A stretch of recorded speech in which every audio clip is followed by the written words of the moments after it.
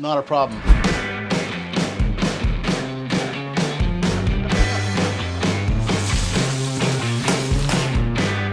I know you're hungry. I know you're upset.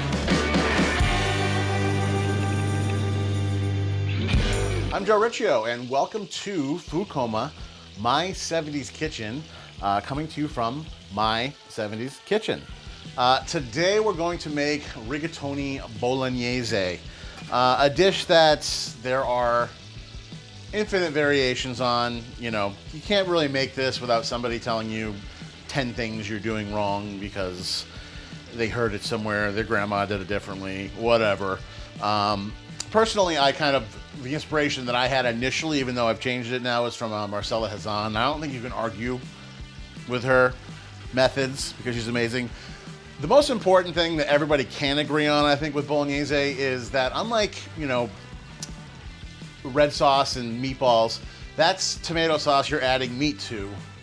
And this is a meat sauce that you're adding a little bit of tomato to. When you see on a menu like Ragu alla Bolognese, and really it's just like a meat gravy, that really grinds my gears. So basically I got some olive oil and butter going in the pan like you do. I have this is just like at the French Laundry for the mise en place. They use the same kind of bowls as this. We're gonna go in with some mirepoix, carrot, celery, onion. Again, is it a perfect dice? Nope, but you know why it doesn't matter? Because it's gonna cook for 4 hours. And so everything is gonna, everything will be soft. You won't even be able to tell it's in there, but yeah. As long as celery, carrots, and onion are present, we're good. So we're gonna let this kind of sweat for a little while. The combination of beef, pork, and veal, I don't get it because I could never really I don't ever taste the difference with the veal. I mean, maybe at very most, the texture is a little softer. I don't know. I think that with veal being more expensive and good ground veal, I mean, there's always like the packaged stuff that came from like across the country and, it's mass produced that you can buy, but like good ground veal is going to cost you a lot more than ground pork and ground beef. So I don't think you need it. So I'm using half pork, half beef. I'm using about roughly over a pound of each. That could be considered a lot of meat. Hazan doesn't use nearly that much. I think she used a little over a pound of meat for the whole thing, but we're gonna go a little bigger than that. So sweat these veggies, they're starting to soften up nicely. We're gonna add the meat now. So I have a blend here of beef and pork, and a nice method for breaking this up is using a whisk here. And at this point you want to season it fairly aggressively. Salty salterson. And I actually like to go white pepper with this. I finish with the black pepper. But white pepper just, it maintains its flavor more while it's cooking than black pepper does. And so you want to incorporate all this, mix it until it starts to lose that raw pink color. All right, probably about 2 more minutes. And then comes Sinister Phase 3. All right, so what we're gonna do now, this is a very, very important step because we're gonna cook this for so long, and you don't want the meat to dry out. I mean, obviously I chose a pretty well marbled, I went 81% fat, pretty much on both the pork and beef, but at this point you wanna pour in about a cup of whole milk, and we're gonna let that kind of cook off some. And this is going to sort of protect the meats throughout the long cook. Next, after this is going to go in wine, and please do not reverse the order of those things because that would be disgusting. Milk first, cook it off, then wine. Is it time for a glass of wine? I don't know. Who knows? Sometimes it's important to only have cooking wine around so you're not, not completely tempted. Actually, speaking of wine, in the next step. So for cooking, you don't want to use, like anything, if you put something that tastes terrible into your food, it's going to make your food taste worse. But at the same time, like, Am I going to put a really nice like bottle of like Puy Fumé, you know, or I guess because it's Italian, if I was going to go with like, you know, Vernaccia or Lugana or something. Am I going to add those to a Bolognese? Absolutely not. So that's where things like the Boda Box come in. You know, it's Sauvignon Blanc. Even the worst Sauvignon Blancs, like Oyster Bay, the kind of ubiquitous, like every restaurant has them, but you can, as long as you drink them in one gulp, they're totally palatable. Same thing with the Boda here. Boda Sauvignon Blanc has acidity, which is what really the whole point of adding it to the food to begin with. And the flavor in Sauvignon Blanc, like you don't want to use like a sweet Riesling, I mean, unless it lends itself to the dish you're making. But Sauvignon Blanc, even, I mean, I hate Pinot Grigio. I hate pretty much all Pinot Grigio. I don't think I've ever met one that I've liked. But that would work in this as well if you want to, you know. It's just Pinot Grigio and Sauvignon Blanc also tend to be wines that you can buy in this unit. Sometimes you don't feel like buying a whole bottle just to use one cup to cook with, unless it's one that you're actually going to drink. But then you have the problem of now you don't have a whole bottle to drink. And that's frustrating for me. If I'm short a glass, if I'm down a glass, like now I have to buy 3 more bottles to make sure I get my fill. So just get one of these and then it just feels like it's an ingredient. It's not even wine. Let this milk keep kind of bubbling in here. Before we add the wine, we're going to grate some fresh nutmeg from Scordo here. God, I love smelling nutmeg.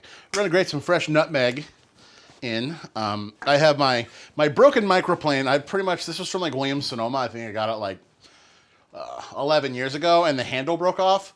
And for some reason, I just never really bothered to get another one because I only use it for like the tiny grates. You know, I have like a box grater for any real grating jobs. Look at that, see? Perfectly capable of grating some fresh nutmeg into the sauce. All right, so milk's bubbling off. Now we're gonna add our wine, and we're gonna let that basically bubble and cook off. The whole point when cooking with wine is you wanna cook it until you cannot smell the alcohol anymore, and then you know it's okay to move on. So wine's obviously gonna add some nice acidity and balance. We added our milk first to give our meat a shield of invincibility against all the acidic elements between the wine and the tomatoes coming on. Now tomatoes, I mean, I know there's a lot of really nice canned tomatoes out there that you can spend, you know, $12, $13, $14 a can. And if I were gonna use those, I think Bolognese would be appropriate for it, or just a really good like straight marinara. If I'm doing like an Italian-American with like meatballs, often I want to make one stop, making Bolognese. I can get everything else at the grocery store, so I get my tomatoes there. So, Cento, the San Marzano organic, totally fine. They have a nice sweetness to them. My grandmother, I think, always used like Hunt's back in the day, which is like weirdly sweet. But yeah, Cento, you can't go wrong there. My grandmother never made Bolognese. She just made very straightforward manicotti, you know, pasta, red sauce, meatballs, lasagna.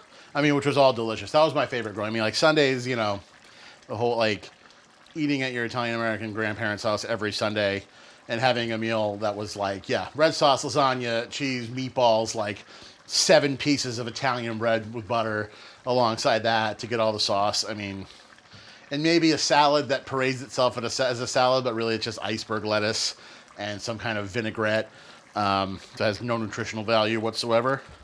Maybe just some oil and vinegar. That's what I'm talking about. So now we have our hand-crushed tomatoes we're going to add. This is the ratio, you know. This is how much tomato should be in a ragu alla bolognese. It should not be a hunter's gravy. Please, if you serve pasta with meat sauce on your menu and it's like a red, you know, meat gravy, just call it that. Don't call it bolognese because it's not and you're lying, and then I get upset and I never want to come back. So, all right. So what we're going to do now is absolutely nothing. Basically, kick this down to low, because it's starting to simmer now. And we're going to let this go partially covered for at least 4 hours. And then we'll revisit and I'll show you what it's become when it turns to magic. It's going to be a long 4 hours for me waiting because I love Bolognese. And you know what's funny is that you'd think a lot of people are weird about the fact that there's no garlic in this, there's no garlic in Bolognese, traditionally. It doesn't need it. There's plenty of flavor. It's all good. So we'll check back in 4 hours. About 6 hours have elapsed. We kind of let this guy roll a little bit. As I said, there's really no way to cook Bolognese too long. And what you want is all that fat to separate in the pot like that. See how this is? Yeah. That smells so good.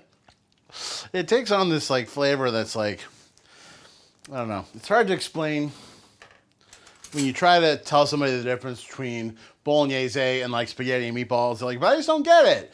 It's like a pasta sauce, right? And you're like, yeah, but it's like a meat sauce, but like the sauce is the meat. It's not like meat in a tomato sauce. It's also like napalm at this point, so I'm just tasting for seasoning. I actually slapped a little salt in it earlier, so.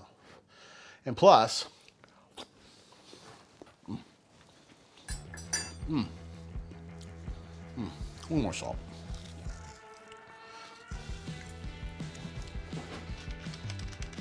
All right, so this is our rigatoni. Well, it's our Bolognese. It's becoming our rigatoni a la Bolognese. So what we're gonna do now, I've got some just Checo rigatoni here. It's dried. As I said, you can make fresh tagliatelle to go with this, and it will be transcendent and amazing and wonderful. You can also get really expensive pasta, and that'll be delicious too, but I think the Checo is totally fine. Rigatoni is great because, see in there, that's a perfect little hiding hole for sauce. So, let's give her a try here. So what we're gonna do, ladle that over the rigatoni, and then we're gonna hit it with a little grated cheese. All right.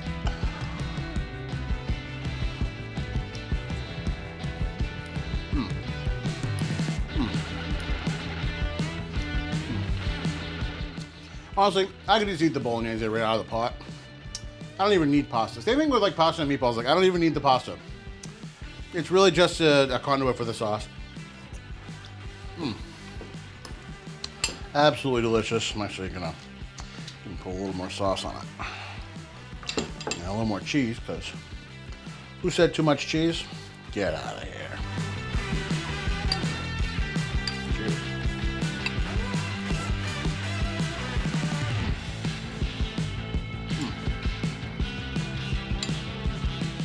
Absolutely delicious. Flavors are developed. Man, I could eat Bolognese every day, and then I would be even bigger than I am now, and that would be terrible. But I'd be eating Bolognese. So yeah, that's Bolognese. If you want to take it to the next level, as I said earlier, you can make lasagna with it. Always use a bechamel with this and Parmesan. I wouldn't go the traditional mozzarella, ricotta, you know, Italian-American restaurant route. I would do it in the style of Bologna. But yeah, here it is. Real meat gravy. And I'm into it. I'm Joe Riccio, and this is Food Coma, my 70s kitchen. If you like what you saw today, and you want to see more recipes like this, check out our website. It's foodcomapodcast.com. Or go to my YouTube channel, just Joe Riccio, and like and follow, please. And we will keep the videos coming.